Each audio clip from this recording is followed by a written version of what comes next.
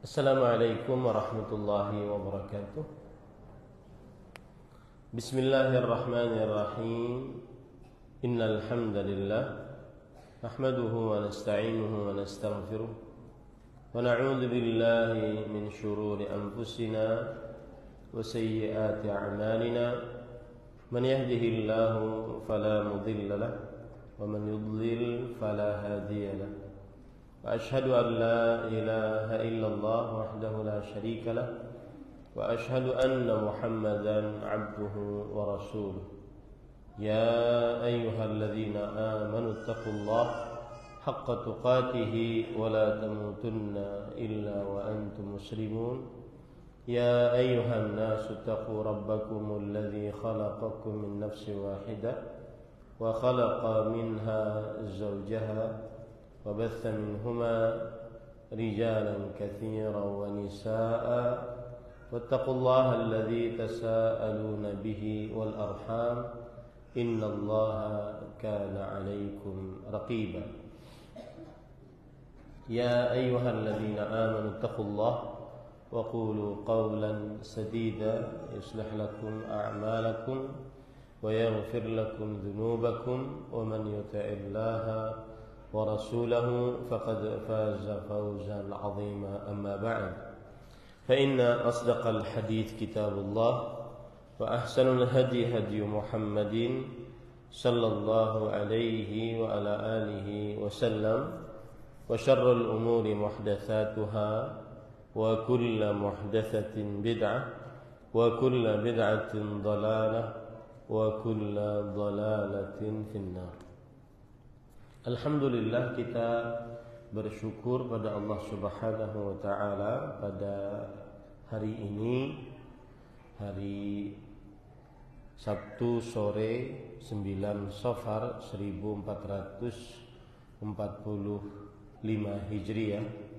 Kita dimudahkan oleh Allah Subhanahu wa taala kembali duduk bersama di Masjid Al-Amin Samarinda, Kalimantan Timur, dalam sebuah kajian rutin membaca kitab Sifatuz Zaujah As-Salihah,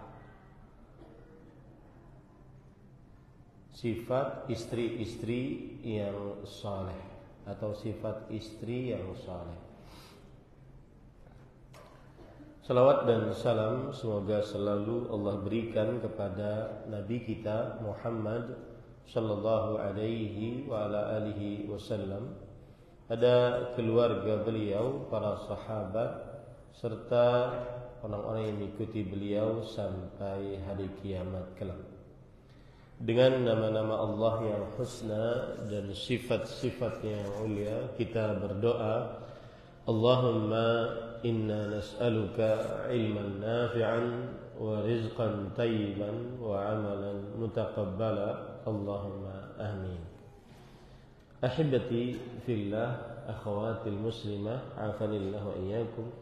Saudari-saudari muslimah yang semoga selalu diberikan afiat oleh Allah Subhanahu wa taala. Kita memasuki sifat yang selanjutnya dari sifat istri yang salihah, yaitu penulis berkata as-sabirah al-mu'minah. Sifat istri yang salihah adalah istri yang penyabar dan yang beriman, penyabar dan beriman. Penulis hafizahullah ta'ala berkata, wa min sifatiha aidan, termasuk sifat-sifat istri yang salihah juga adalah as-sabru 'alal bala, bersabar atas musibah, min maradin yusibu zauj, baik itu berupa penyakit yang menimpa suami, au fakrin yakunu fihi, au yaridu alaihi,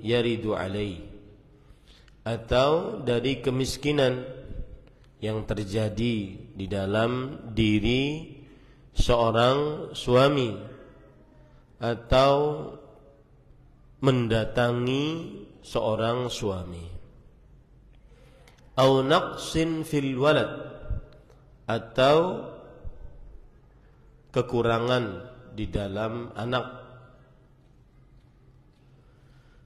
ka'an tabtaliya bil 'iqmi fi nafsiha au fi zawjiha, atau ka'an tubtala bil 'uqmi fi nafsiha au fi zawjiha, seperti diuji dengan kemandulan, baik itu pada dirinya atau pada suaminya. Au yata'akhkharu 'alaiha al-hamlu, atau terlambat kehamilannya. Wa nahwiha minal masaibi wal balaya, dan juga yang semisalnya dari musibah-musibah dan ujian-ujian. Qala ta'ala, innal muslimina wal muslimat wal mu'minina wal mu'minat wal qanitina wal qanitat was sadiqina was sadiqat was sabirina was sabirat wal khashi'ina wal khashi'at wal mutasaddiqina wal mutasaddiqat والصائمين والصائمات والحافظين فروجهم والحافظات والذاكرين الله كثيرا والذاكرات أعد الله لهم مغفرة وأجرا عظيما. Kemudian penulis membawakan ayat surat Al-Ahzab ayat 35 sebagai dalil bahwa seorang istri yang salihah, seorang istri yang mempunyai sifat sabar atas musibah yang didapatkan, baik itu karena sakit atau kemiskinan ataupun tidak memiliki anak atau musibah-musibah lainnya. Yang arti dalil tersebut adalah sesungguhnya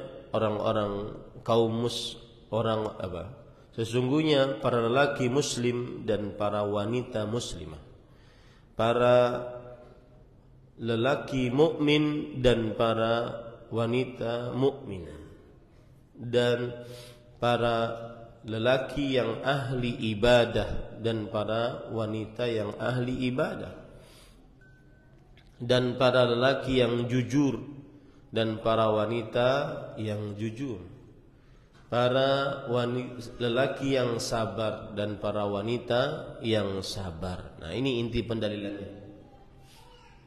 Inti pendalilannya ini disebutkan salah satu sifatnya adalah seorang wanita muslimah penyabar,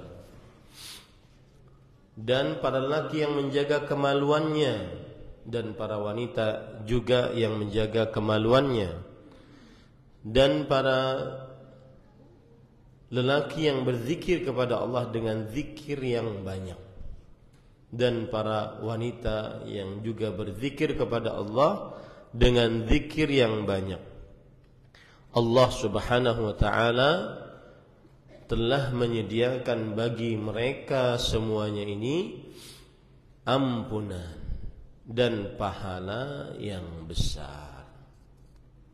Nah, inti pendalilannya bahwa termasuk sifat wanita yang salihah, yang bersabar dan beriman bahwa musibah yang datang itu adalah dari Allah Subhanahu wa ta'ala, sebagaimana firman Allah dalam surat At-Taghabun, ma asaba min musibatin illa biiznillah wa man yu'min billahi yahdi qalbah, yang artinya tidaklah musibah menimpa kecuali dengan izin Allah, dan barang siapa yang beriman kepada Allah. Nah, lihat di situ kata-kata iman.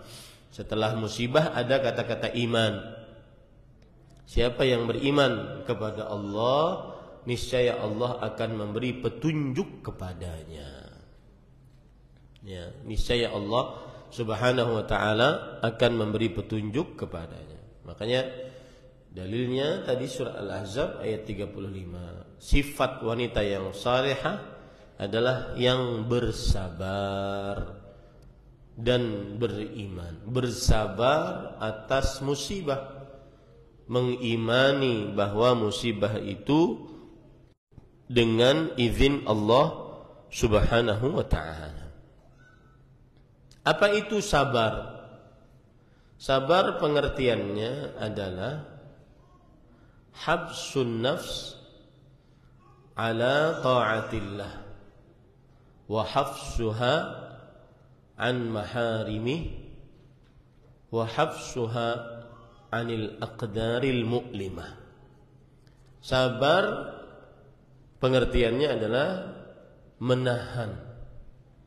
Seseorang menahan untuk selalu tegar beribadah kepada Allah dan untuk senantiasa kokoh menjauhi maksiat yang dilarang oleh Allah dan senantiasa tegar di dalam menghadapi musibah yang dirasa menyedihkan.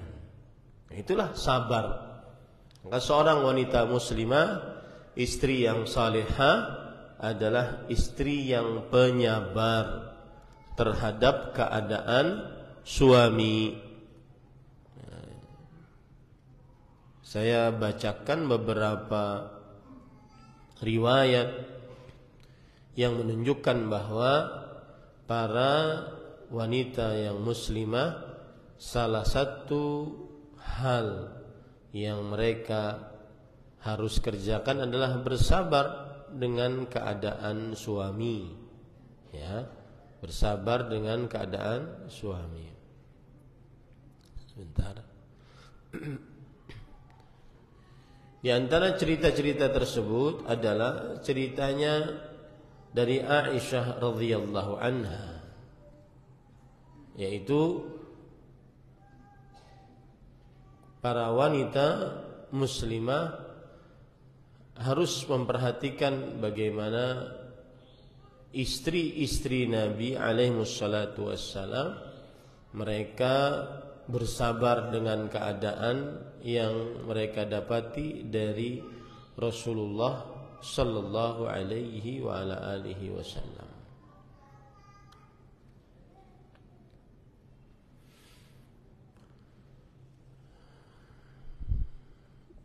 Di antaranya keadaan Aisyah radhiyallahu anha. Beliau berkata, "Ra'ayna al-hilal, thumma al-hilal, thumma al-hilal." Kami melihat hilal, bulan purnama. Kemudian hilal selanjutnya. Kemudian hilal selanjutnya, thalathatu ahillah fi syahrain. Artinya 3 bulan purnama dalam 2 bulan. Dan tidak ada yang kami makan selama itu kecuali al-aswadan, kecuali 2 hal yang hitam. Apa itu? Air dan kurma. Nah, ketika cerita seperti ini, maka kita harus paham betul bahwa istri harus bersabar dengan keadaan suaminya, dengan kemiskinan yang menimpa suami. Karena asal suami itu bekerja, berusaha, tidak pengangguran, kemudian dari usaha tersebut ternyata belum mendapatkan yang semestinya, maka pada saat itu sang istri wajib bersabar. Gitu ya Ibu, wajib bersabar. Beda hal kalau seandainya suaminya tidak bekerja. Beda hal kalau seandainya suaminya tidak bekerja, kemudian pengangguran, enak-enakan saja. Nah, ini tidak boleh untuk dibiarkan. Harus dinasehati suaminya agar bekerja.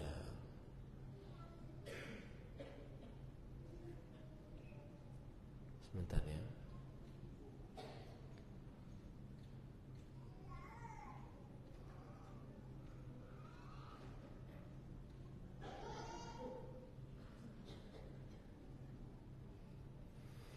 Nah, dan Aisyah radhiyallahu anha juga bercerita dalam hadis riwayat Bukhari, "Ma syabi'a alu Muhammadin min khubzin sya'irin yawmaini mutatabi'ain hatta qubida Rasulullah sallallahu alaihi wasallam." Tidaklah keluarga Muhammad sallallahu alaihi wasallam kenyang dari roti yang terbuat dari gandum yang bagus dalam 2 hari berturut-turut sampai diwafatkannya Rasul sallallahu alaihi wasallam. Cerita Aisyah radhiyallahu anha ini menggambarkan bagaimana mereka bersabar dengan keadaan Rasulullah sallallahu alaihi wasallam. Tidak pernah kenyang dari roti yang terbuat dari gandum yang bagus dalam 2 hari berturut-turut. Nah, ini bukan berarti kita 2 hari berturut-turut kemudian kada menganyangkan diri, bukan. Tetapi maksudnya kalau terjadi keadaan kita seperti itu, maka kita bersabar, gitu ya. Karena kadang-kadang salah memahami hadis ini. Oh, berarti kita kada boleh kenyang kada usah makan 2 hari 2 malam. Mencontoh Aisyah. Enggak. Maksudnya adalah Aisyah radhiyallahu anha bercerita tentang keadaan rumah tangga beliau bersama Rasulullah sallallahu alaihi wasallam, dan ini menunjukkan kepada kesabaran istri Nabi. Ada perkataan menarik tentang bersabar yang menghasilkan sifat puas, yaitu wan nafsu raghibatun idza raghibtaha wa idza turaddu ila qalilin taqna'u. Wah, masyaallah, ini bagus. Diri akan rakus jika memang engkau membuat dia rakus. Tetapi jika dia dipaksa untuk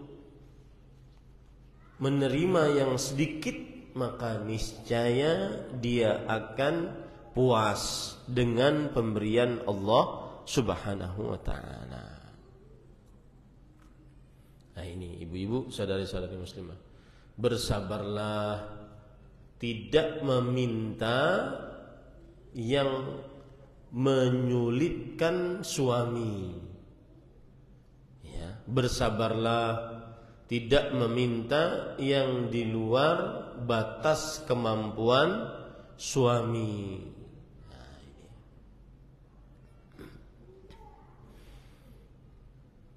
Rasul sallallahu alaihi wasallam bersabda, "Irdha bima qasama Allah takun aghnan nas." Puaslah dengan apa yang Allah bagikan untukmu, niscaya engkau akan langsung menjadi manusia yang paling bahagia. Jangan sering-sering melihat kepada nikmat yang Allah berikan kepada orang lain. Ya. Dalam surat Thaha ayat 131 Allah berfirman, la tamuddanna 'ainaika ila ma matta'na bihi azwajan minhum zahratal hayatid dunya linaftinahum fihi wa rizqu rabbika khairun wa abqa. Dan janganlah engkau memanjangkan kedua matamu kepada apa yang telah kami berikan kepada golongan-golongan dari mereka sebagai perhiasan kehidupan dunia yang dengannya kami cobai mereka. Jadi apa yang didapati oleh orang-orang yang terlihat sekilas kok indah, kok mewah, kok enak, itu sebenarnya juga ujian. Surat Thaha ayat 131 ya. Jangan sering-sering menunjukkan mata kita kepada nikmat yang didapati oleh orang lain. Begitu juga dalam surat An-Nisa ayat 32, wala tatamannau ma faddalallahu bihi ba'dakum ala ba'd. Dan janganlah kalian berangan-angan apa yang Allah Subhanahu wa taala karuniakan dengannya sebagian kalian di atas sebagian yang lain. Semuanya sudah diatur oleh Allah Subhanahu wa taala. Bahwa ada orang yang mendapatkan seperti ini, cocoknya mendapatkan seperti ini, cocoknya mendapatkan seperti itu. Nah, ada yang begitu. Ya. Jadi ayat ini larangan untuk berangan-angan terhadap nikmat yang Allah berikan kepada orang lain. Ya. Nah, maka itu akan membuat kita bersabar dengan keadaan yang kita dapati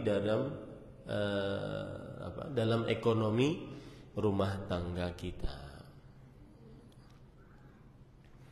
Kemudian, wa qala 'azza min qa'il tabshiran lis-sabirin 'alal masa'ib wal balaya. Dan Allah Subhanahu wa taala berfirman kepada orang-orang yang bersabar atas musibah dan ujian sebagai bentuk kabar gembira kepada mereka, yaitu disebutkan wala nabluwannakum bisyai'in minal khaufi wal ju' wa naqsin minal amwali wal anfusi wath thamarat wa basyiris sabirin. Dan sungguh kami akan benar-benar uji kalian dengan sedikit dari rasa takut, rasa lapar, kekurangan harta, diwafatkan orang-orang yang dicintai, kekurangan makanan, buah-buahan, dan berikanlah kabar gembira kepada orang-orang yang bersabar. Nah, ini para ikhwan yang dirahmati oleh Allah Subhanahu wa taala. Dan ibu-ibu saudari-saudari muslimah, mungkin ada yang bertanya, bagaimana agar kita bersabar dengan keadaan, Ustaz?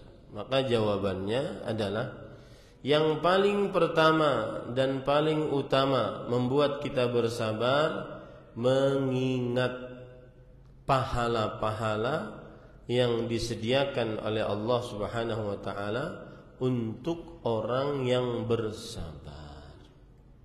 Pahala-pahala yang disediakan oleh Allah Subhanahu wa taala untuk orang yang bersabar. Di antara pahala-pahala tersebut adalah orang yang bersabar, dia akan mendapatkan cinta Allah Subhanahu wa taala.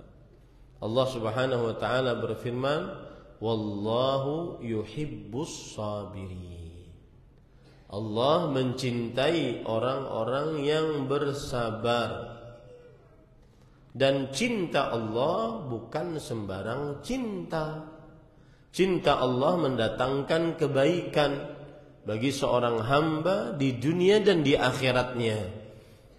Maka bersabarlah atas segala takdir yang mungkin dianggap buruk dan kurang bagi seorang manusia. Ini salah satu keutamaan bersabar. Itu disebutkan oleh Allah dalam surat Ali Imran ayat 146.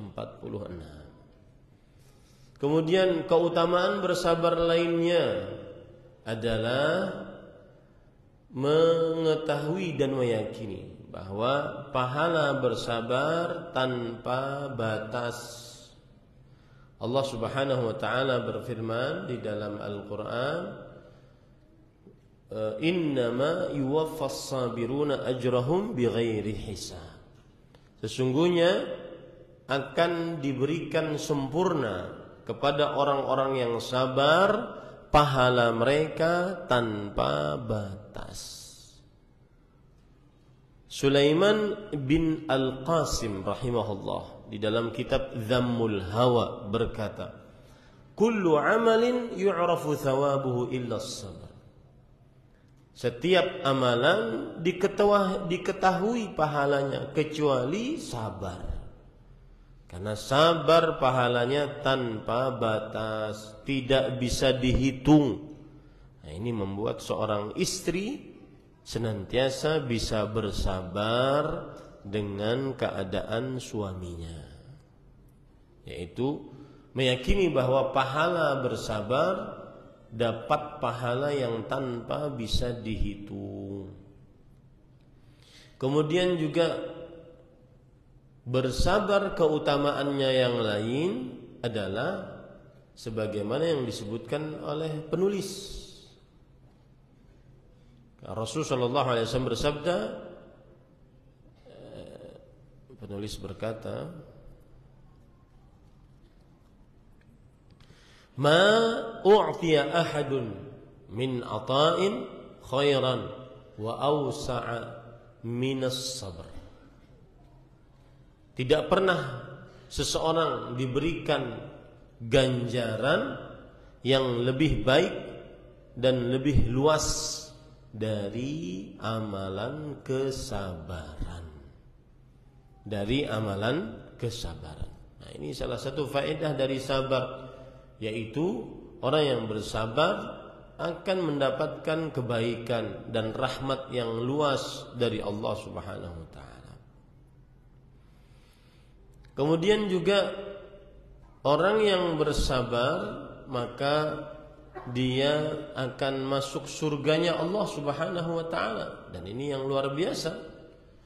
Allah berfirman dalam surat Ar-Ra'd ayat 24, Salamun alaikum bima sabartum fa ni'ma uqbad dar, yang artinya semoga keselamatan atas kalian dengan sebab kesabaran kalian. Nah, lihat itu ya. Yaitu dan surga adalah sebaik-baik tempat tinggal. Dengan sabar seseorang masuk ke dalam surganya Allah Subhanahu wa taala. Nah, itu kiat pertama agar ibu bisa bersabar saat suami kekurangan harta, saat suami dapat penyakit, saat suami tidak dapat menghasilkan anak karena suaminya mandul sesuai dengan penelitian dokter. Ya. Nah, para ikhwah, hal yang kedua yang membuat seseorang akhirnya semangat untuk bersabar adalah di balik ujian pasti ada kemudahan. Dengan sabar maka di balik ujian pasti ada kemudahan. Sebagaimana dalam surat Asy-Syarah ayat 5 sampai 6. Fa inna ma'al usri yusran. Inna ma'al usri yusran.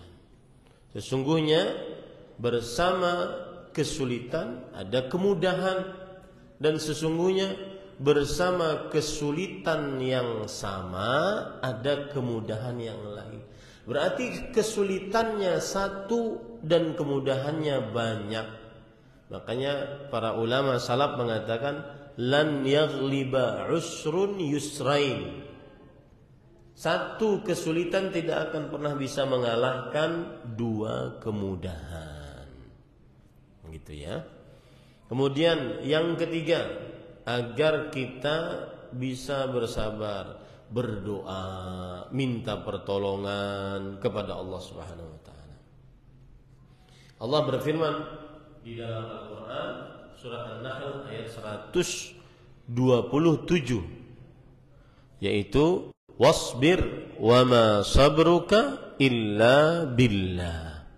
Bersabarlah dan tidak ada kesabaranmu kecuali dengan Allah. Artinya, jika seorang berdoa kepada Allah agar bersabar, Allah akan memberikan dirinya nanti menjadi penyabar. Wa man yatasabbar yusabbiruhu Allah. Siapa yang berusaha sabar, Allah akan tolong dia untuk bersabar. Sabar, suami sakit, berdoa kepada Allah. Berdoa kepada Allah agar sabar menghadapi suami yang sakit. Berdoa kepada Allah agar sabar menghadapi suami yang miskin. Berdoa kepada Allah agar bersabar menghadapi suami yang kena musibah dan seterusnya. Minta pertolongan kepada Allah Subhanahu wa taala. Imam Ibnu Katsir ketika menafsiri surah An-Nahl ayat 127, ikhbarun bi anna as-sabra la yunalu illa bi masyiatillah wa i'anatihi wa haulihi wa quwwatihi. Ayat ini merupakan kabar bahwa sabar tidak diterima kecuali dengan tidak didapat kecuali dengan kehendak Allah, pertolongan dari Allah, kekuatan dari Allah, daya upaya dari Allah Subhanahu wa taala. Jadi yang pertama mengingat keutamaan bersabar, yang kedua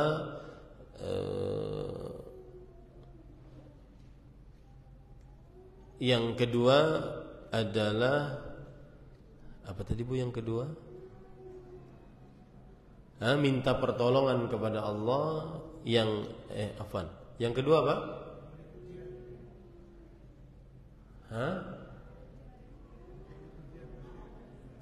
Oh iya. Yang kedua, ujian pasti akan ada kemudahan. Yang ketiga, meyakini meminta pertolongan kepada Allah. Yang keempat, mengimani adanya takdir baik dan buruknya. Nah, ini dia. Mengimani adanya takdir baik dan buruknya. Allah berfirman dalam surat Al-Hadid ayat 22, "Ma asaba min musibatin fil ardi wala fi anfusikum illa fi kitabin min qabli an nabra'aha. Inna dzalika 'ala Allah yasir." Tidak ada musibah di atas muka bumi dan juga yang terjadi pada diri kalian kecuali sudah tertulis di dalam kitab Al-Lauhul Mahfuz. Sebelum terjadinya, sesungguhnya hal itu sangatlah mudah bagi Allah Subhanahu wa taala. Nah, ini.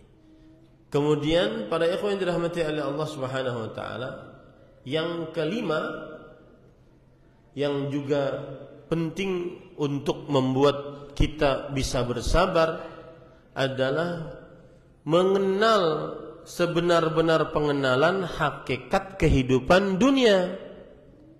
Mengenal sebenar-benar pengenalan hakikat kehidupan dunia, yang mana hakikat kehidupan dunia ini dibangun di atas kesulitan, dibangun di atas kesukaran. Ya, itu dunia. Dibangun di atas ujian, dibangun di atas musibah. Itu dunia. Itu hakikat kehidupan dunia. Ya, ada pepatah Arab mengatakan, berkata Abul Hasan At-Tahami, "Tubi'at ala kadarin wa anta turiduha." Subhanallah. Dunia diciptakan di atas kesulitan, tetapi kamu masih menyukainya. safwan minal aqdari wal akdar, yang artinya susah untuk terlepas dari kotoran dan kesusahan. Wa mukalliful ayyami didda tiba'iha mutatallibun fil ma'i dadwatan nar, yang artinya dan orang-orang yang mencari kebalikan dari dunia yang sulit, maka ini seperti mencari air, mencari api di dalam air. Susah dia untuk mendapatkannya. Ya. Dunia tidak lepas dari kesulitan, tidak lepas dari musibah, tidak lepas dari kecapean, keletihan. Itulah dunia. Maka dia harus bersabar. Yang terakhir, yang keberapa ini Ibu? Yang keenam, agar kita semangat untuk bersabar adalah memperhatikan kisah-kisah orang-orang penyabar.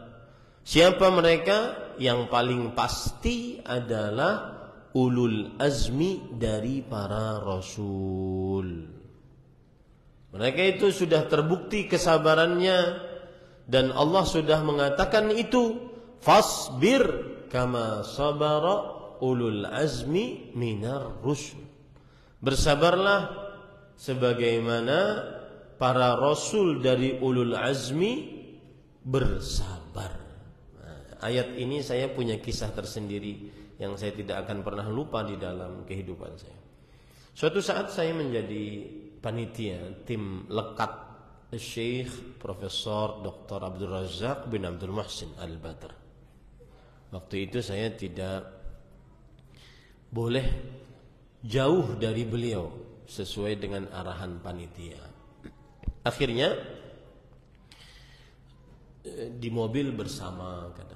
Lalu kita tanya, Syekh, mengapa sabar itu sulit?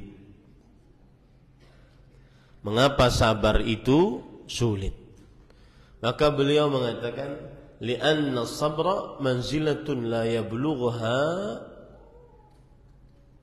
ulul azmi la yablugha illa ulul azmi minar rusul. Karena kesabaran itu adalah sebuah kedudukan yang tidak sampai kepadanya kecuali para ulul azmi dari Rasul. Kemudian beliau bercerita. Kata beliau, coba bayangkan Nabi kita Muhammad sallallahu alaihi wa ala alihi wasallam ketika beliau berdakwah ke Taif, menemui 3 pemuka Taif.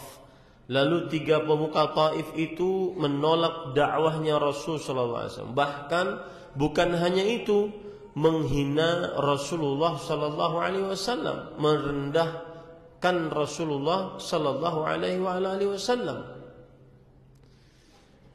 Maka Rasul sallallahu alaihi wasallam mengatakan, kalau seandainya kalian menolak dakwah ini, maka tidak mengapa. Dan agar tidak terjadi kekacauan, kegaduhan, sudah diamkan saja berita ini sampai di kalian saja. Tidak perlu memberitahu kepada kaum kalian penduduk Taif. Akan tetapi mereka bohong, mereka berdusta. Akhirnya mereka sudah mempersiapkan para budak, anak-anak kecil untuk melempari Rasulullah sallallahu alaihi wasallam dengan batu saat beliau keluar dari Taif. Nah, ini kan ya, dan di situ beliau merasa benar-benar berat ya di dalam berdakwah.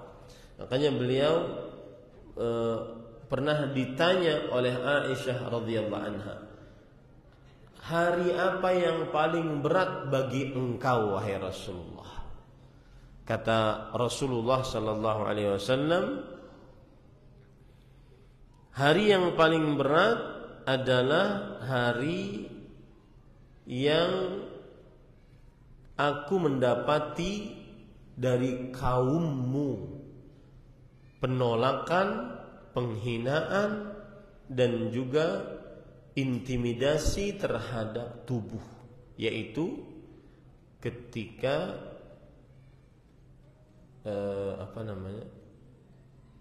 ketika ditolak oleh penduduk Taif.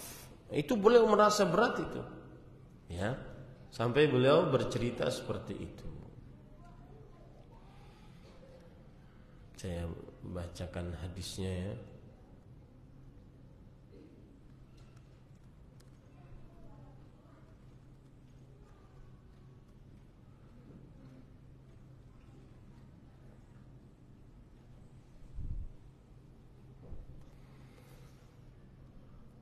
Nah, kemudian para ikhwan yang dirahmati oleh Allah Subhanahu wa taala,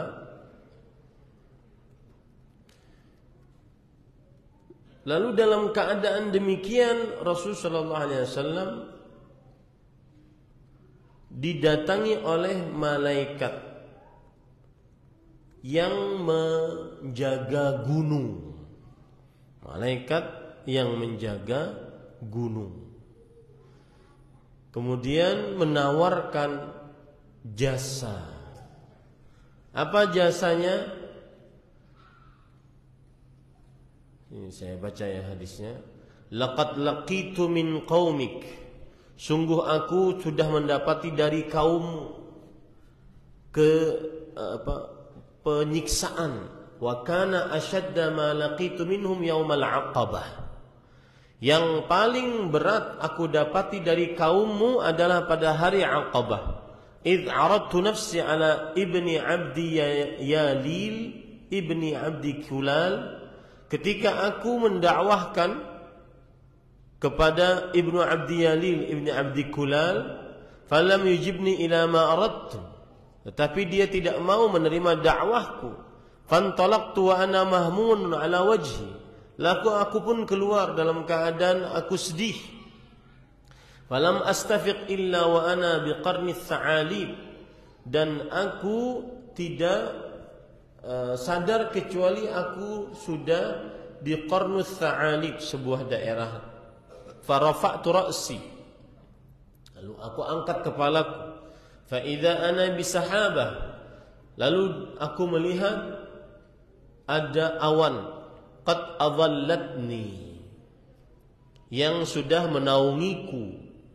Fanadhartu, lalu aku lihat, fa idza fiha Jibril, ternyata di dalam awan tersebut ada Jibril. Fanadani, lalu Jibril memanggilku. Faqal innallaha qad sami'a kalama qaumika lak, sesungguhnya Allah telah mendengar ucapan kaummu kepadamu, yaitu menghina Rasulullah SAW. Ya, menghina Rasulullah SAW. Wa ma raddu alaik, dan apa yang telah mereka lakukan kepada engkau Allah sudah tahu. Wa qad ba'atha ilaika malakal jibal lita'murahu bima syi'ta fihim. Allah telah mengutus kepada engkau malaikat yang mengurus gunung-gunung agar engkau memerintahkan kepada mereka bima syi'ta fihim, dengan apa yang engkau kehendaki untuk dilakukan kepada mereka. Fanadani malakul jibal, maka kemudian malaikat yang mengurus gunung memanggilku. Fasallama alayya, dan mengucapkan salam kepadaku. Thumma qala, lalu malaikat itu berkata, ya Muhammad, wahai Muhammad sallallahu alaihi wasallam, dzalika fima in syi'ta an utbiqa alaihimul akhshabain.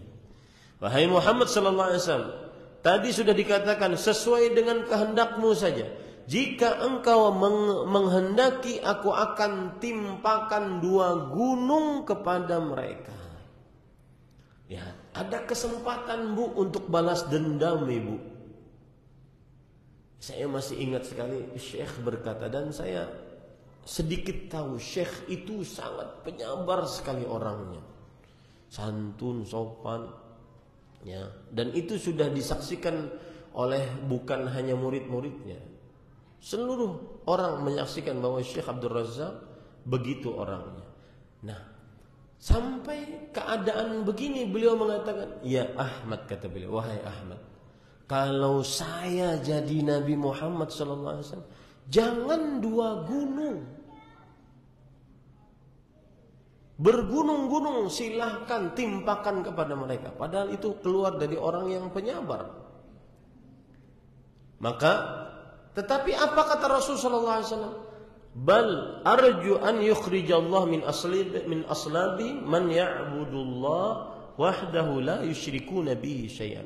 Tidak, tetapi aku berharap Allah Subhanahu wa taala mengeluarkan dari keturunan mereka seorang yang beribadah kepada Allah semata, tidak mensyirikkan Allah dengan sesuatu apapun.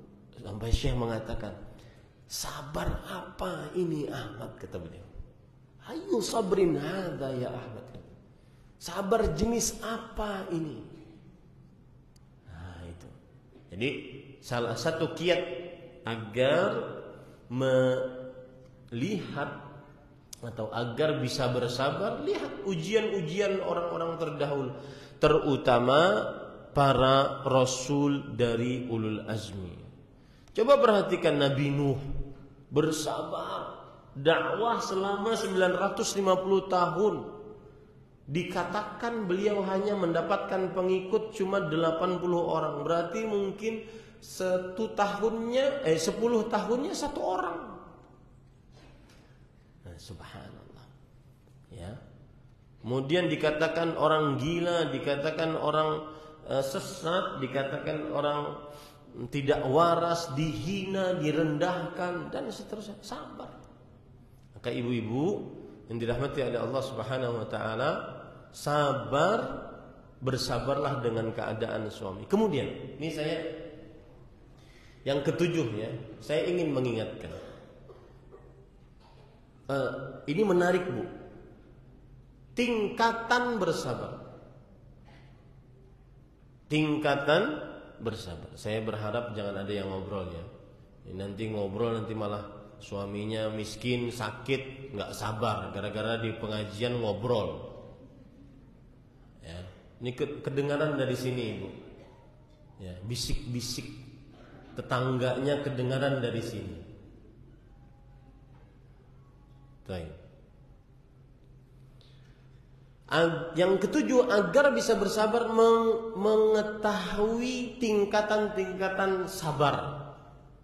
Tingkatan bersabar yang paling tinggi Ibu adalah bersabar mengerjakan ketaatan.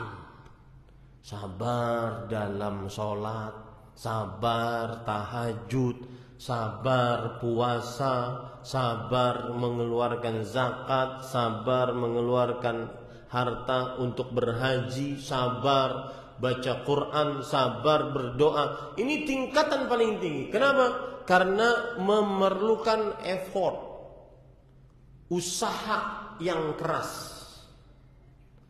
Di bawah itu tingkatannya bersabar dalam menjauhi maksiat. Bersabar dalam menjauhi maksiat. Baik itu meninggalkan yang diperintah atau maksiat yang berupa melanggar yang dilarang. Bersabar menjauhinya. Seperti khusus untuk ibu-ibu, bersabar tidak memajang foto atau video di media sosial karena dianggap tabarruj. Bersabar tidak memakai minyak wangi yang tercium oleh laki-laki yang bukan mahramnya. Bersabar tidak berjabat tangan dengan laki-laki yang bukan mahramnya. Bersabar tidak menampakkan aurat. Bersabar tidak membuka jilbab walaupun dalam keadaan panas, sulit, pengap dan seterusnya. Bersabar. Ini tingkatan yang kedua. Yang paling rendah, ini lihat, ada kaitannya dengan ibu-ibu sebagai istri. Bersabar menghadapi musibah dan takdir yang berat, yang sulit, yang buruk. Itu sebenarnya sabar tingkatan paling rendah. Mengapa demikian, Ibu? Perhatikan perkataan dari Imam Ibnu Taimiyah rahimahullah ta'ala dan juga Imam Ibnu Qayyim al-Jauziyah rahimahullah ta'ala. Lihat ya. Beliau mengatakan,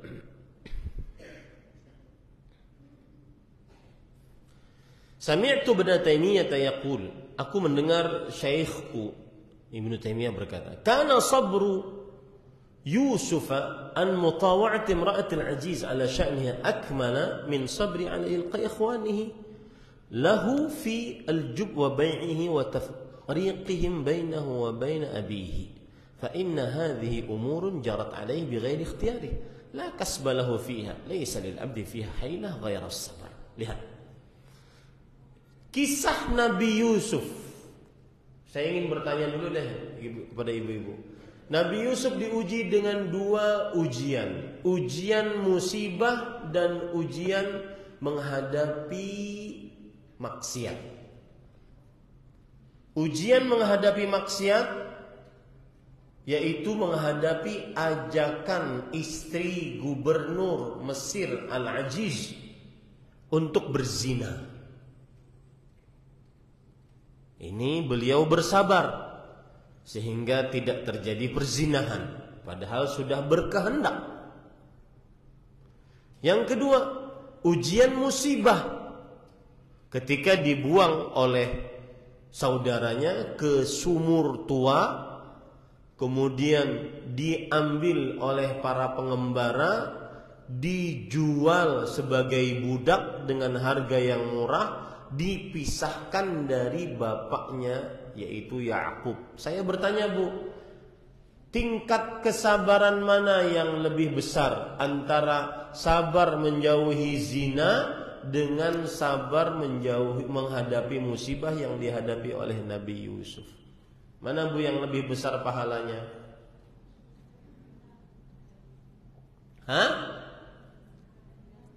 Menjauhi zina. Mengapa?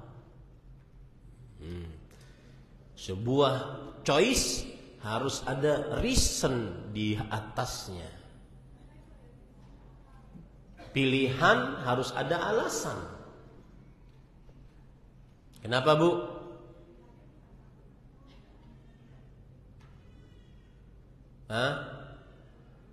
Angkat suaranya nggak apa-apa, Ibu, agar saya dengar. Satu aja.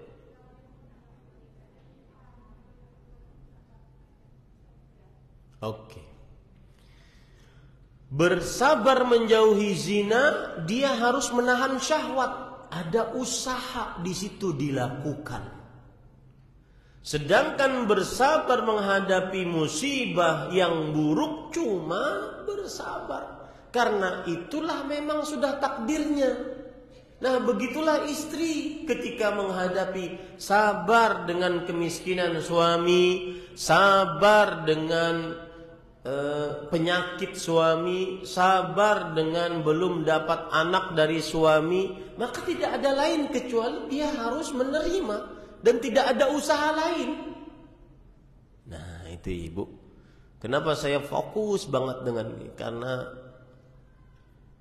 saya pernah dicurhati oleh seorang suami. Ustadz, ada istri saya, Ustadz, dia minta cerai karena sudah tidak sanggup hidup dengan saya, Ustaz. Kenapa? Antum miskin, antum gak punya pekerjaan.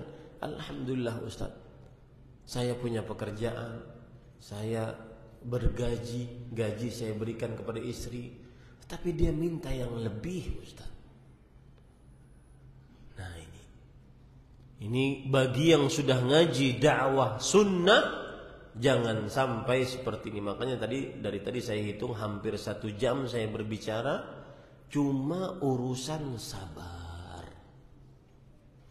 Sabar menghadapi keburukan, musibah. Apalagi sudah kita pelajari tadi, bersabar menghadapi musibah yang buruk adalah tingkatan sabar paling rendah, karena cuma sekedar bertahan. tidak mengeluarkan effort macam-macam, bertahan saja. Ya sudah, tidak ada lagi. Dia mau berdaya upaya apa? Dia juga tidak minta musibah itu datang kepada dia. Nah, ini ibu-ibu ya, bersabarlah dengan kesulitan yang dihadapi oleh suami. Nah. Kemudian ibu-ibu, saudari-saudari muslimah yang dimuliakan oleh Allah Subhanahu wa taala, kita lanjutkan. Lalu penulis berkata, wa qala an-nabiy sallallahu alaihi wasallam ajaban li amril mu'min inna amrahu kullahu khair wa laysa dhalika li ahadin illa lil mu'min in asabathu sarra syakara fakana khairan lahu wa in asabathu dharra sabara fakana khairan lah. Dan Nabi Muhammad sallallahu alaihi wasallam bersabda, sungguh menakjubkan luar biasa perkara orang beriman. Sesungguhnya perkaranya seluruhnya adalah baik. Dan hal itu tidak dimiliki oleh seorang pun kecuali oleh orang beriman. Jika orang beriman mendapati kebaikan, dia bersyukur, maka itu lebih baik baginya. Jika ia mendapati keburukan, maka dia bersabar, itulah lebih baik baginya. Orang beriman sifatnya antara dua itu. Dapat nikmat bersyukur, dapat musibah bersabar. Itulah keadaan yang paling terbaik dari orang beriman, dan tidak ada yang mendapatkan itu kecuali orang beriman. Nah, sekarang bab selanjutnya yang masih ada hubungan dengan ini. Makanya saya tidak sampaikan kepada saya tidak akhirkan untuk bulan depan, karena ini masih ada hubungannya. Sifat istri yang salihah selanjutnya adalah al-mustarji'atul muhtasibah.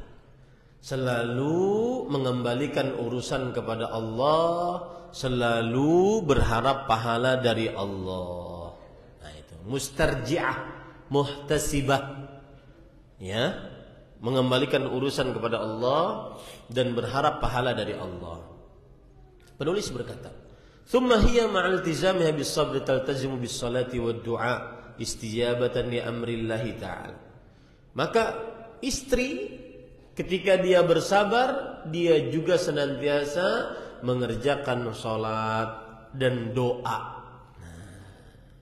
Ini kiat juga sebenarnya agar bisa bersabar, sering memperbanyak doa, sering mengerjakan sholat. Karena itu perintah dari Allah dalam surah Al-Baqarah ayat 153. Ya ayyuhalladzina amanu ista'inu bis-sabri was-salah wa innallaha ma'as sabirin. Wahai orang beriman, mintalah pertolongan dengan kesabaran dan mengerjakan sholat. Sesungguhnya Allah bersama orang-orang yang sabar. Ayat ini memberikan pelajaran bahwa salah satu kiat agar hidup bahagia bersabar dan mendirikan sholat. Dua hal ini akan sangat terlihat dalam diri seorang istri yang salehah. Istri yang salehah senantiasa menjaga sholatnya. Kalau sudah menjaga sholatnya, pasti bersabar. Istri yang salehah bersabar atas ujian di tengah keluarganya. Kalau sudah bersabar di tengah ujian keluarganya, pasti dia gemar sholat. Nah, itu saling saling melazimkan satu dengan yang lainnya. فَإِذَا مَا نَزَلَتْ بِهَا الْمُصِيبَةُ قَالَتْ إِنَّ لِلَّهِ وَإِنَّا إِلَيْهِ رَاجِعُونَ اللَّهُمَّ أَجُرْنِي فِي مُصِيبَتِنَا وَأَخْلِفْنَا خَيْرًا مِنْهَا. Dan seorang istri apabila mendapat musibah, amalannya dia mengucapkan yang disebutkan dalam Al-Quran, yaitu mengucapkan inna lillahi wa inna ilaihi raji'un. Kemudian berdoa, Allahumma ajurni fi musibatina wa akhlifna khairan minha. Ya. Berdasarkan surat Al-Baqarah ayat 156 157 begitu. Alladzina idza asabatuhum musibah qalu inna lillahi wa inna ilaihi raji'un ulaika alaihim salawatun min rabbihim rahmah wa ulaika humul muhtadun.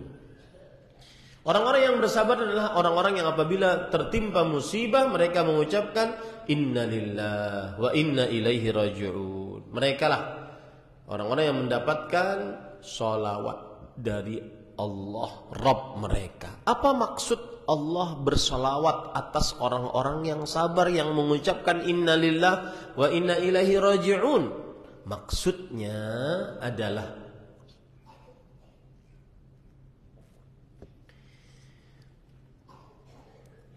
Allah berselawat berarti Allah memuji orang yang bersabar saat mendapat musibah dan dia mengucapkan innalillahi wa inna ilaihi raji'un di hadapan para malaikat. Nah, itu maksudnya. Dan mendapat rahmat dan mereka lah orang-orang yang diberi petunjuk oleh Allah Subhanahu wa taala. Baik. Wa imtithalan li amri Rasulillah sallallahu alaihi wasallam. Dan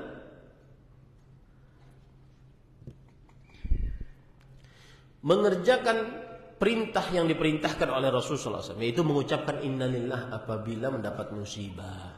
Dan musibah ini bukan hanya kematian, Bu. Suami kurang rezekinya ya terbatas, ucapkan innalillah wa inna ilaihi raji'un. Suami mendapat penyakit, ucapkan innalillahi wa inna ilaihi raji'un. Belum mati, tetap ucapkan innalillahi wa inna ilaihi raji'un. Ya. Sang istri mendapati suaminya sedang sakit, maka sang istri mengatakan innalillahi wa inna ilaihi raji'un. Jar lakinya, aku baru mati lagi. Ya. Ini yang keliru kadang-kadang. Ya, karena ketidaktahuan akhirnya menganggap bahwa ucapan innalillah hanya untuk orang yang sudah meninggal. Padahal tidak demikian. Ini para ikhwan yang dirahmati oleh Allah Subhanahu wa taala.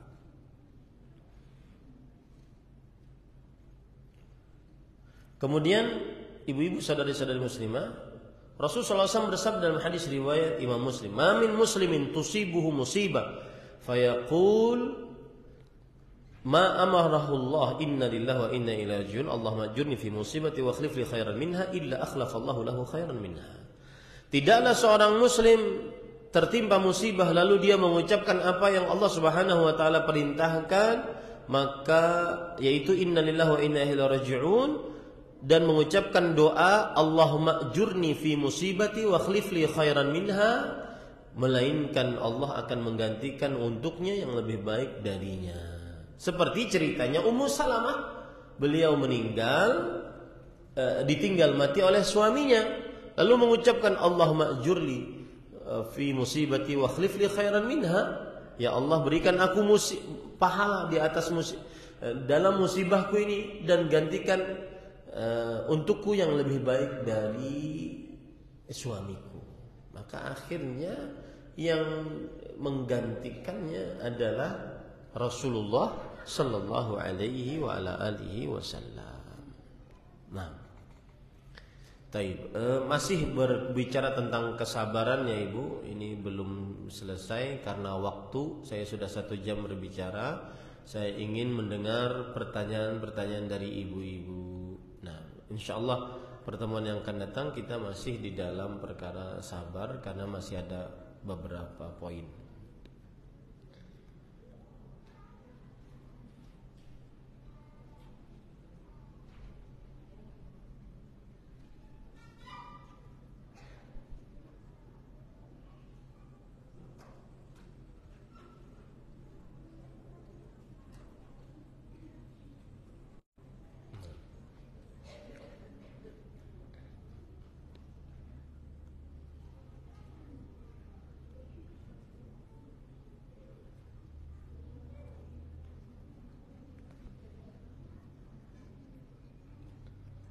Baik, kita ambil beberapa pertanyaan.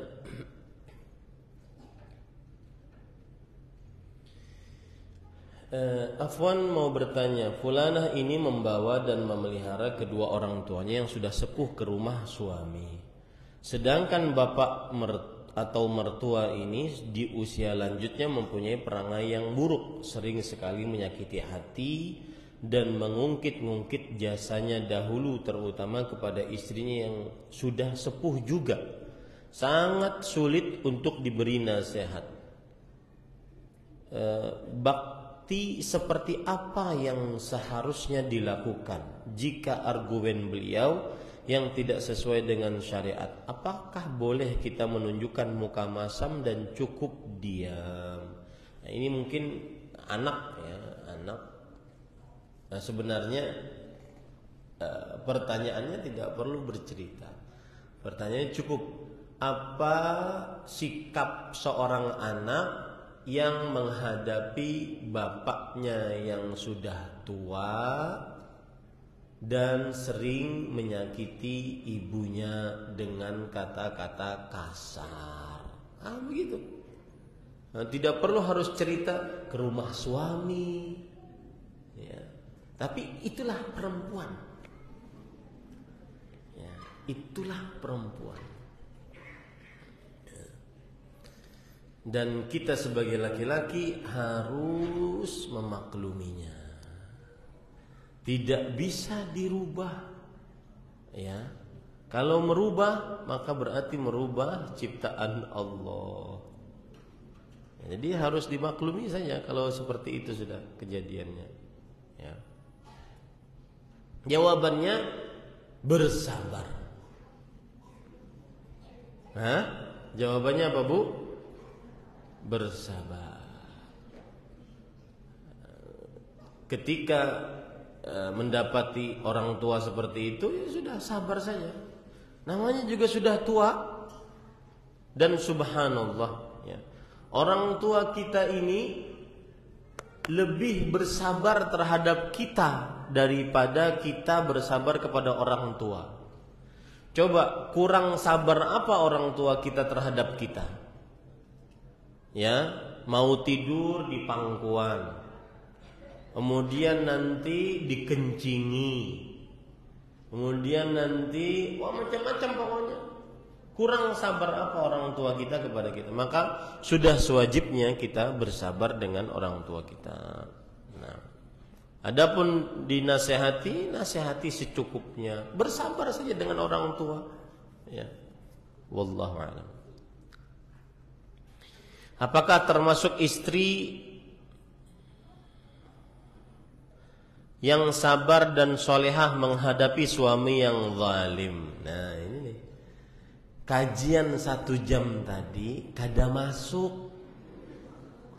Kalau pian berpikirnya seperti ini, aku disuruh sabar oleh ustadz, tapi suamiku zalim kayak apa? Nah, itu enggak masuk. Kita berbicara sekarang nasihat untuk para istri, ya. Ini sama nih kajian nanti malam nih. Lihat aja. Kan judul kajian tanda istri yang durhaka.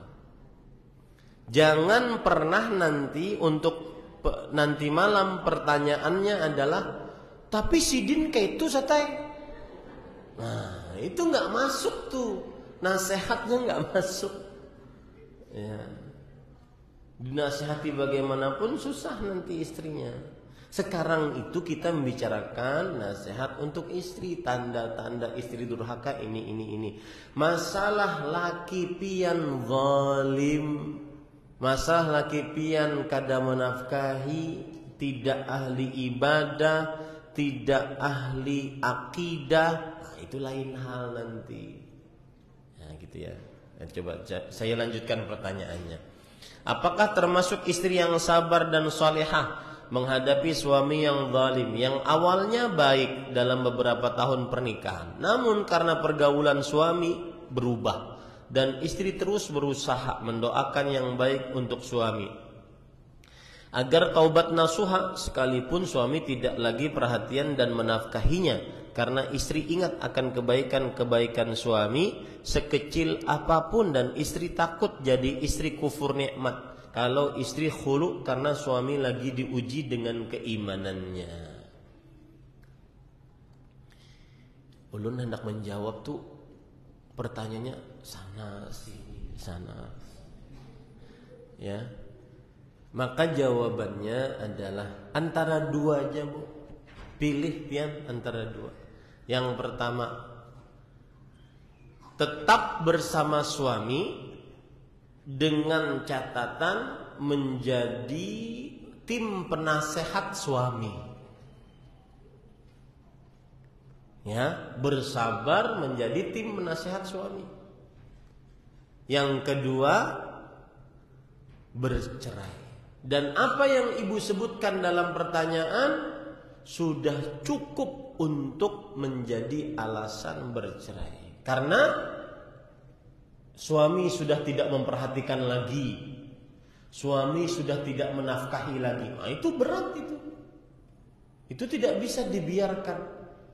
Ibu sebagai seorang istri berhak untuk mencari kebahagiaan.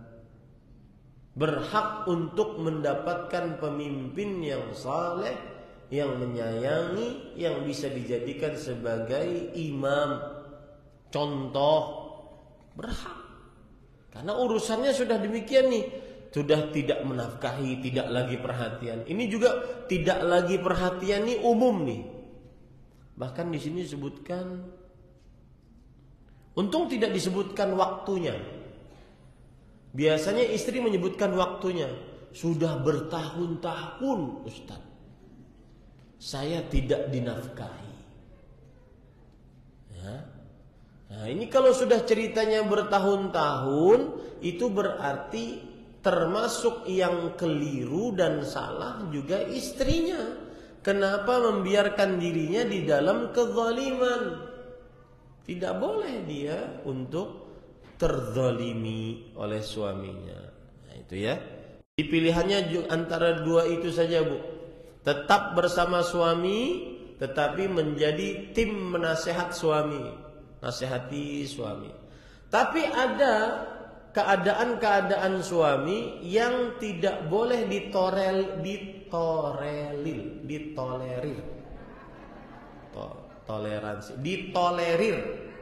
Tidak boleh.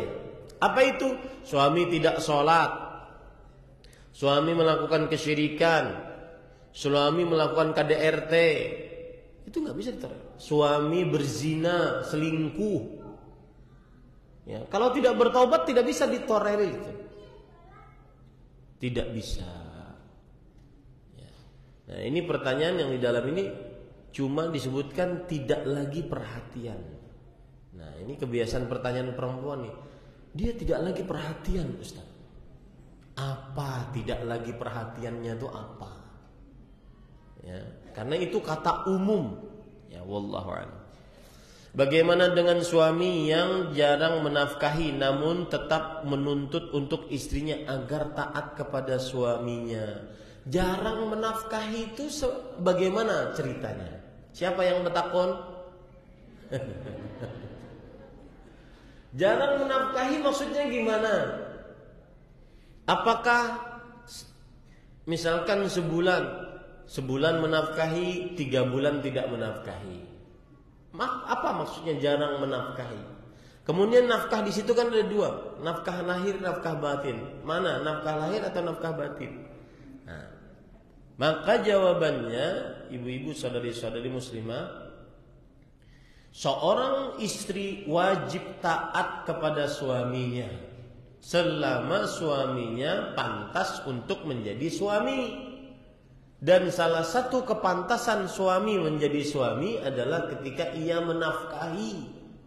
Saat tidak menafkahi, maka tidak lagi dia sebagai kepala keluarga yang patut ditaati. Ya, Allah berfirman, Ar-rijal qawwamuna 'alan nisa. Laki-laki pemimpin atas para perempuan. Bima faddalallahu ba'dahum 'ala ba'd. Disebabkan karena Allah Subhanahu wa taala memuliakan salah satu dari sebagiannya. Wa bima anfaqu min amwalihim. Dan disebabkan karena mereka menafkahi istri tersebut, maka di situ letak ketaatannya. Atas dasar apa suami memaksa istrinya taat sedangkan dia tidak mengerjakan kewajiban? Nah, ini tidak benar. Wallahu a'lam. Kemudian pertanyaan selanjutnya, bagaimana kita memanage, mengatur diri sebagai istri untuk bersabar dalam menghadapi suami yang mungkin di masa lalu melakukan sesuatu yang menyakitkan, bahkan menimbulkan trauma yang mendalam di dalam hidup berumah tangga. Karena tidak dipungkiri terkadang sebagai manusia biasa ada kalanya teringat dengan perbuatan tersebut. Salah satu kiat untuk mengatur diri adalah mengingat keutamaan memaafkan kesalahan. Dan saya sering ulang-ulang pernyataan ini, memaafkan kesalahan orang lain lebih besar pahalanya dibandingkan menuntut balas nanti di akhirat. Memaafkan kesalahan orang lain di dunia lebih besar pahalanya daripada menuntut balas di akhirat. Ya. Karena ada sebagian orang begini, ketika dia dizalimi di dunia dia diam aja, tapi dalam hatinya awas ikam kena di akhirat kutuntut ikam lihat tidak. Nah, itu ada begitu. Tapi memaafkan di dunia lebih besar pahalanya dibandingkan menuntut balas di akhirat. Kenapa? Yang menuntut balas di akhirat tidak ada jaminan surga, sedangkan yang memaafkan ada jaminan surga, sebagaimana disebutkan oleh Allah dalam surat Ali Imran. Wasari'u ila maghfiratin min rabbikum wa jannatin 'arduha as-samawati wal ardu 'iddat lil muttaqin alladzina yunfiquna fis sarra wal dharra wal kadhimina al ghaidha wal 'afina 'anil nas wallahu yuhibbul muhsinin. Bersegeralah kalian mendapatkan ampunan dan surga yang luasnya seluas langit dan bumi, yang sudah disediakan untuk orang-orang yang bertakwa. Siapa mereka yang bertakwa itu? Yang bersedekah di dalam keramaian atau kesendirian, di dalam keadaan lapang atau dalam keadaan sulit, yang menahan amarah dan memaafkan kesalahan. Nah, itu kiat agar bisa bersabar dengan keadaan ataupun kesalahan suami yang dia sudah bertobat atasnya. Dan ketika ibu atau istri memilih untuk memaafkan, maka itu sebuah resiko. Ibu akan terngiang. Pernah Ustaz ibu sayang-sayangan ninya lawan bebinian lain. Lalu kemudian ia bertobat, nangis-nangis di hadapan ulun, di hadapan abah ulun, tapi kadang terngiang. Itu risiko sebuah pilihan. Ya, wallahu a'lam. Bagaimana cara bersabar ketika tidak pernah jauh dari orang tua, tapi sekarang harus merantau ikut suami dan belum terbiasa dengan kondisi suami? Nah, ini juga perlu bersabar. Cara bersabarnya adalah harus mengetahui posisi seorang perempuan muslimah. Nah, ini cara bersabarnya adalah harus mengetahui posisi seorang perempuan muslimah. Apa posisinya? Perempuan muslimah saat dia menjadi anak perempuan dari orang tuanya, dia berbakti kepada orang tuanya.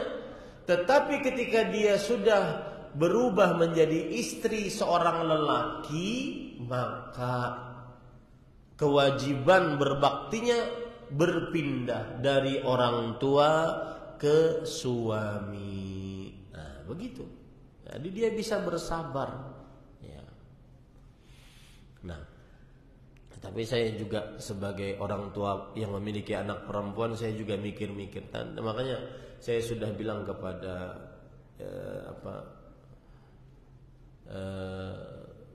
kepada istri saya, ya, saya bilang nanti itu si Suraya, si Halimah nanti menikahnya di Banjarmasin saja.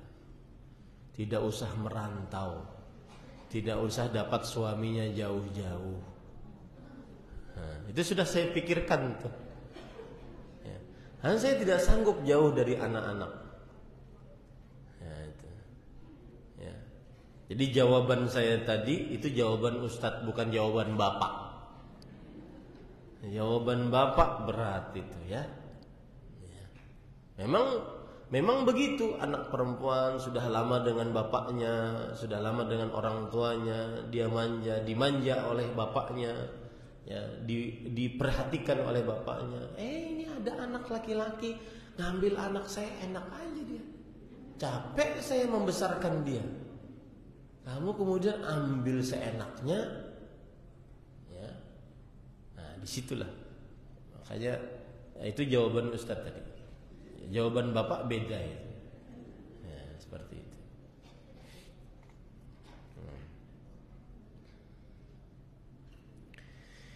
Nah, kemudian bagaimana jika suami yang mendapat ujian istrinya sakit, dalam tanda kurung gagal ginjal, yang dimana harus cuci darah 1 miligram 2 kali, sedangkan sang suami menginginkan berpisah dengan alasan ingin punya keturunan. Keadaan istri saat ini tidak mungkin hamil, sedangkan sang istri menginginkan bertahan dan tidak mau dipoligami. Akhirnya ada juga yang bertakun poligami. Maka jawabannya ibu begini. Ibu memiliki kekurangan atau tidak memiliki kekurangan, ketika suami sudah ada niatan untuk menikah lagi, maka yang paling patut dilakukan adalah bersabar.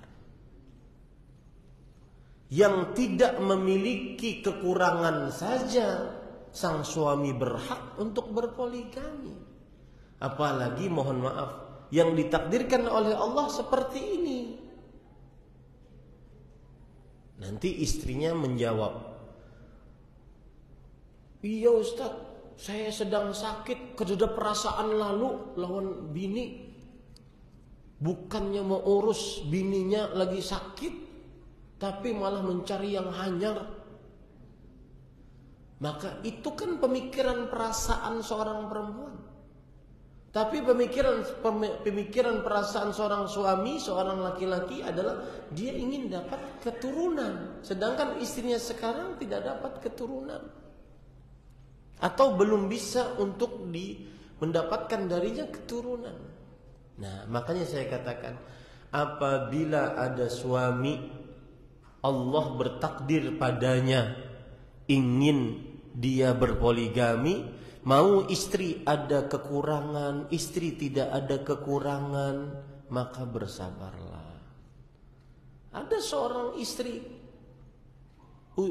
istri kemudian suaminya luar biasa, mereka pasangan yang sangat harmonis. Tapi kemudian Allah menumbuhkan di hati suaminya ingin berpoligami. Maka sang istri akhirnya mengurung diri di kamar mandi. Ketika itu sang suami mengatakan, "Ding, kenapa Ding?" Maka sang istri mengatakan, "Kurang ulun apa, bah?" Ujar sang suami, "Kurang pian kededa, pian hanya perlu kawan aja." Jawabannya jadi dimainkan oleh suaminya. Karena memang itulah tadi ya, berdoalah di Allah. Makanya sering saya di dalam kajian saya, ahibbati fillah, saudaraku yang saya cintai karena Allah, semoga Allah memberikan afiat. Berdoalah minta afiat untuk keluarga. Afiat itu artinya keselamatan, kerukunan, keharmonisan. Ya. Dan wallahu a'lam ibu, sebagai pengalaman, ya, ini pengalaman aja, agar suami kita ya, sebagai seorang suami, ini saya tidak berbicara dari sisi istri, kita sebagai seorang suami agar sering-sering mengucapkan kata sayang kepada istri, sehingga belum ada perasaan ingin berpoligami, belum ada perasaan ingin mencari yang lain. Sering-sering.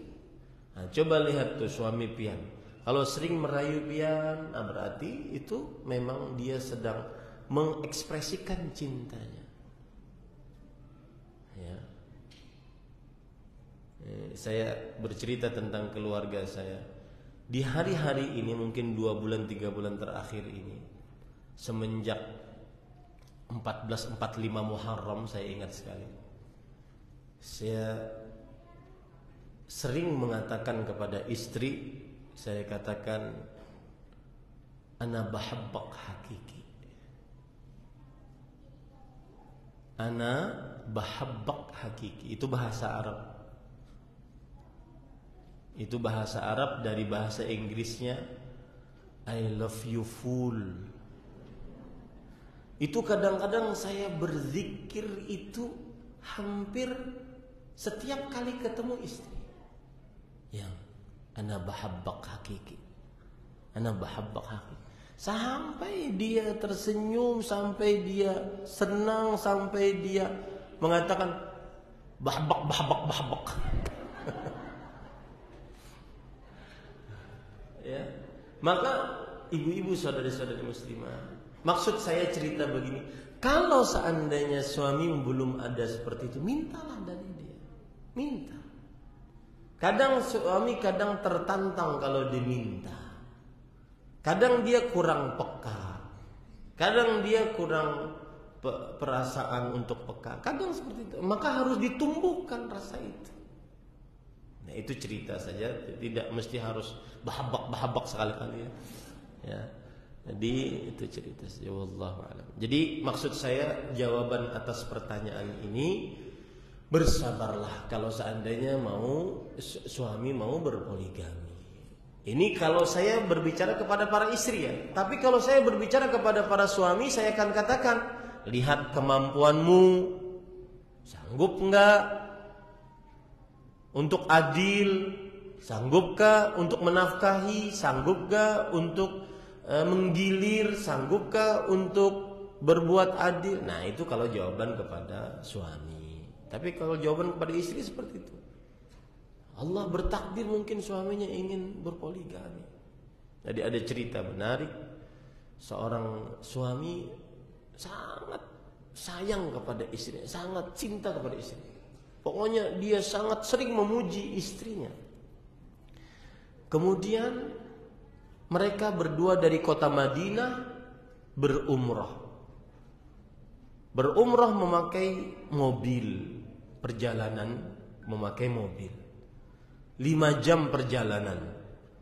Di sepanjang umrah, suami menyetelkan kajian, muhadharah berbahasa Arab tentang beriman kepada takdir. Sudah beriman kepada takdir. Oke.